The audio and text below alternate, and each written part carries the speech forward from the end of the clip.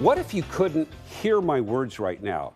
You couldn't hear the sound from your television set or the world around you. So now imagine a child born deaf or with profound hearing loss. How would they learn to communicate, to interact with the world all around them? I want to take you to a place here in Portland that breaks through the silence, helping every child reach their full potential in school and in life. All right, can you go put it in one of the bins? It's recess time and the children are busy feeding the goats. It's unusual for a school to have goats on the playground, but there's something much more unique about this school.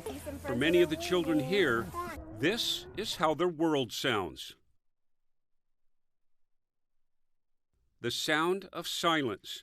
Many of these children are deaf or suffer from profound hearing loss. This is Tucker Maxon School in Southeast Portland, and for 75 years, this school has been a beacon of hope for deaf children and their families. Well, they say it's been a life-changing experience, and they're forever grateful for the experience they had here when they were young, because it's allowed them to do just about anything they want in the world.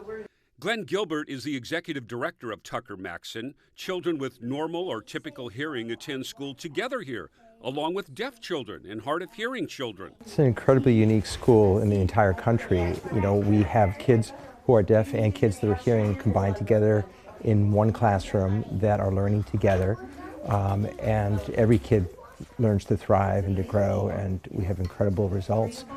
We're doing this for 75 years now, and there are very few places like this in the entire world. Ooh, look, you have your coloring box. Maria is coloring with her daughter Aviana. She volunteers at the school, and while she's inside helping the kindergarten class, her twin boys, Danny and David, are outside at recess. All three of Maria's children were born with hearing loss. She travels every morning from McMinnville to Southeast Portland so they can go to school here. I do it because I love my children and I want to see them pursue their fullest potential in developing language skills, social skills, and being able to communicate with the whole world. Raise your hand if you're 6. I'm 5.5. Guess how old I am? 7. I'm 7. Do you believe that or not? My visit to Tucker Maxon is very personal. I suffered profound hearing loss 4 years ago, the result of Meniere's disease, a progressive disease with no cure that destroys the hearing and balance function of the inner ear. I was inspired and encouraged by these children who were born with hearing loss. So this is, mine comes out, this is my hearing aid right here. And then I got one on this side. Yeah, that ear and ear. Yeah. Whoa. I got this one too, see? I have 2 of them. Do you see the kids out there? Do you want to get out there? Tucker Maxon also has an early intervention program. Twins Henry and Hattie are looking out the window with their mom, Emily. They attend weekly sessions here. Henry was born with partial hearing loss. Well, it's been really helpful because I have twins. As you can see, one of them has partial hearing loss and the other has typical hearing. And so I think as a parent, it's easy to compare your children and what they're doing. Emily says Henry and Hattie will eventually transition into the elementary grades at Tucker Maxon. There, the twins will continue to attend school together. And one of the things that really has stood out to me is the fact that they integrate both children with typical hearing and children with hearing loss, which is important. I would like my kids to be able to go to school together. And I appreciate that there's the opportunity for me to bring them both in here together in this space, which I think is really nice. I appreciate that there's a school that incorporates that. I'm really liking how strong your fingers are. Well done. One of my last stops at the school was Jennifer Loring's art class. Like all the teachers here, Jennifer uses a special device worn around her neck to communicate with her hearing-impaired students like Archer. Archer, what is this for? It's for to connect with your ears. It connects with your ear. Can you hear me through this? Yep. Every day. Every day, yes. Do you like it when I wear this? I like it to hear. Oh, who's it sound like?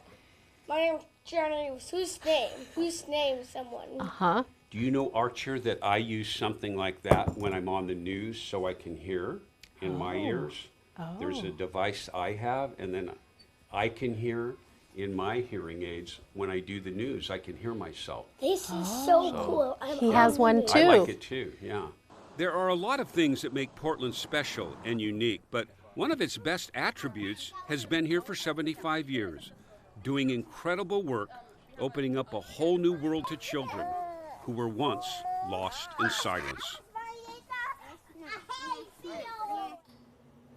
Isn't that neat? Tucker Maxon is celebrating its Diamond Jubilee, 75 years of helping deaf and hearing impaired children. So if you'd like to donate, you can click a QR code on your screen or go to tuckermaxon.org to donate and to help out.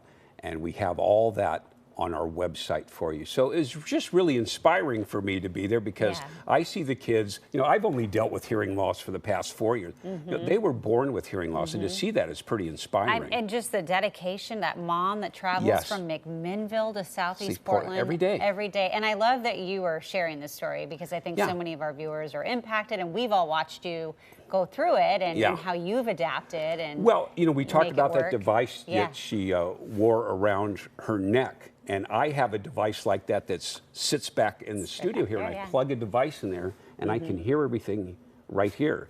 Now, I don't hear in-studio conversation very well, as Jenny can tell you.